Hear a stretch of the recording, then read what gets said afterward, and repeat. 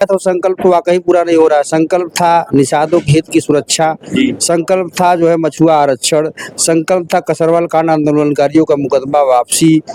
तो ये तो किसी भी कार्य को नहीं। नमस्कार, आप देख रहे हैं आपका आवाज। हम लोग जनपद गोरखपुर में मौजूद हैं। हमारे साथ अभी जुड़ेंगे सुशील चंद्र साहनी, जो निषाद युवा वाहिनी इनका जो संगठन है, आए दिन जो है निषादों की आवाज उठाते रहते हैं। आइए सुनते हैं, धर्मात्मा निषाद का मामला चलता है, उस पर क्या इनका राय है जानने का प्रयास करेंगे। एक तरह देखा जाए दोनों तरफ से पक्ष विपक्ष दोनों का बयान चल रहा है, लेकिन इनकी क्या राय है आइए सुनने का प्रयास करते हैं। अधिवक्ता समाज की जुबानी, नमस्कार, बहुत बहुत स्वागत है हमारे चैनल पे। जी जी, आपके चैनल के दर्शकों को सादर नमस्कार। जय निषाद राज।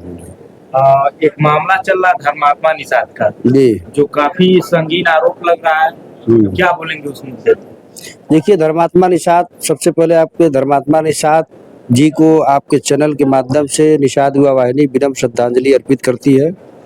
और धर्मात्मा निषाद हमारे समाज का एक होनहार युवक था, क्रांतिकारी था, वीर था, निर्भीक था।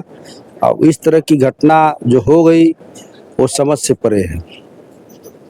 क्या लग रहा है, जो आरोप लग रहे हैं, पक्ष विपक्ष दोनों का बयानबाजी चल रहा है? अब आरोप में प्रत्यारोप में देखिए, एक महत्वपूर्ण कड़ी हम आपको ये बताना चाहेंगे कि जो तहरीर पहले दिन लिखाई गई, लिखवाने वाला तहरीर मैं ही था जी।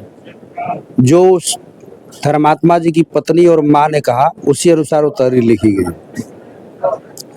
उनकी पत्नी और माँ ने जो कथन किए उसके अनुसार, और जो फेसबुक पे धर्मात्मा जी का पोस्ट पड़ा था उसको, उसके मद्देनजर प्रार्थना पत्र लिखा गया था कि अज्ञात कारणों से, किन कारणों से उस तहरीर को बदल दिया गया।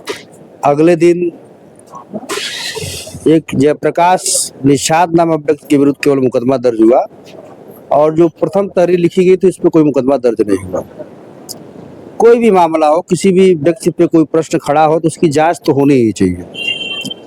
तो अब चूंकि मामला में एफआईआर दर्ज हो गया है, इस मामले की जांच पुलिस करेगी, कोई एजेंसी करेगी, तो इस मामले का निष्पक्ष जांच हो, किसी के प्रभाव में न हो, और जो भी दोषी व्यक्ति हो, चाहे वो संजय निषाद हो चाहे जो भी हो, दोषियों को कड़ी से कड़ी सजा दी जाए, उनको बख्शा ना जाए। दूसरी बात, उस परिवार में जो एक अनाथ सा हो गया है, उस परिवार में जो एक बच्ची है, अगर संजय निषाद जी इतने बड़े हितैषी हैं उस परिवार के, जैसा कि अभी मैंने मीडिया पे देखा कि वो कह रहे थे भाई धर्मात्मा निषाद का वो जो है वो जो अंतिम कर्मकांड होता है वो भी कराएंगे। वो तो कर्मकांड कराए, वो अच्छी चीज है, कराने के लिए कह रहे हैं, लेकिन उनके निषाद पार्टी का वो सम्मानित और समर्पित कार्यकर्ता था। अगर इतना ही स्नेह उनको झलक रहा है तो उस परिवार की बच्ची के नाम से कम 50 लाख रुपया फिक्स करे हो जी। जो अंजलि निषाद की गोद में वो अबोध बच्ची एक है 1 साल की, अगर वो सच्चे कार्यकर्ता उसको मानते हैं धर्मात्मा निषाद को, और धर्मात्मा निषाद उनको कभी एक जमाना था अभिभावक अपना मानता था, उस अभिभावक के तौर पर उनका दायित्व बनता है, जो 10 साल उसके साथ निष्ठा पूर्वक वो चला धर्मात्मा निषाद, उसके तौर पर श्री संजय निषाद को अंजलि निषाद और उसकी बच्ची के नाम से कम 50 लाख रुपया फिक्स करना चाहिए।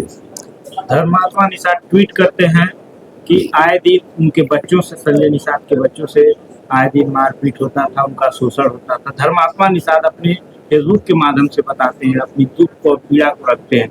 इस मुद्दे पर क्या विचार है?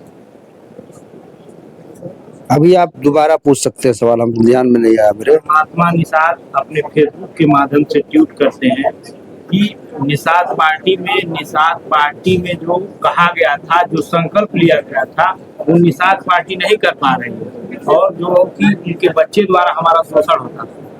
भाई देखिए, संकल्प जो लिया गया था वो संकल्प वाकई पूरा नहीं हो रहा है। संकल्प था निषादों के हित की सुरक्षा, संकल्प था जो है मछुआ आरक्षण, संकल्प था कसरवाल कांड आंदोलनकारियों का मुकदमा वापसी। तो ये तो किसी भी कार्य को नहीं किया। जैसे उस पे अब देखा जाए एक तरह से, तो कसरवाल कांड के आंदोलनकारी जस की तस स्थिति में बने हुए हैं, कितनों का दुकान बर्बाद हो गया, कितनों को जो है जीविका चली गई, मतलब जो है किस स्थिति में कोई पूछने वाला नहीं है। वो तो कहिए कसरौल कांड के आंदोलनकारियों का मुकदमा मैं निःशुल्क देखता हूँ। दूसरी चीज, ये अखिलेश निषाद जो शहीद हुए, उस परिवार की सुधि लेने वाला कोई नहीं है। आज भी वो परिवार जो मछुआ आरक्षण के लिए शहीद हुआ, उस परिवार को देखने वाला कोई नहीं है, जिस पे इनकी पार्टी की नींव बनी।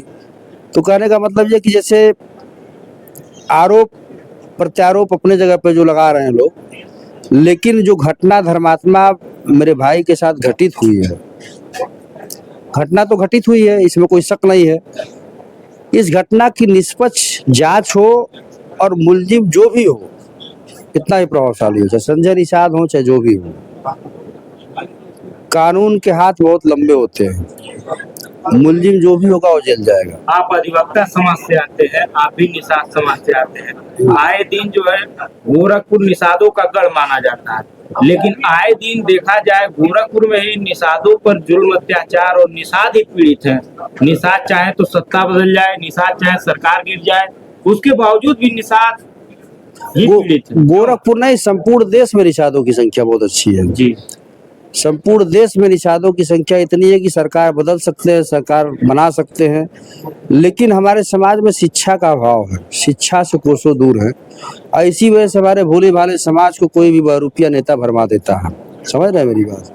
और कहीं ना कहीं से हम लोग का इसी नाते अभियान भी है, पढ़ोगे तो बढ़ोगे, एक रोटी कम खाओ, बच्चों को जरूर पढ़ाओ। समाज में ये जो इनके द्वारा किया जा रहा है, ये कहीं ना कहीं से, जो आपने उत्पीड़न की बात कही, समाज के उत्पीड़न की बात कही, जब नेतृत्व सही नहीं होता है तो उत्पीड़न होता है, और जो समाज पढ़ा लिखा नहीं होता वो भटक जाता है, मुद्दों से भटक जाता है। तो समाज में अपने शिक्षा का घोर अभाव है, सही नेतृत्व नहीं है, सही दिशा में नहीं है, और जो मछुआ आरक्षण जिससे हमारे समाज का सर्वांगीण विकास होना तय था, वो मामला केवल मुद्दों में है, धरातल पे कुछ नहीं है। इस वजह से समाज का उत्पीड़न जहाँ नहीं था। समाज कब आ गया है? आप कब उसकी लड़ाई लड़ेंगे? नहीं, हम लोग निषाद समाज की लड़ाई शुरू कर दिए हैं। अब हम लोग यही रह गया कि अब कुछ दिन में ये होगा कि हफ्ते में पहले 2 दिन कार्यक्रम करते थे, अब कोशिश रहेगी हफ्ते में हम लोग 3 दिन 4 दिन कार्यक्रम करेंगे और समाज को जगाएंगे अपने। क्या लग रहा है आपका समाज साथ देगा? आप लोग आगे आएंगे?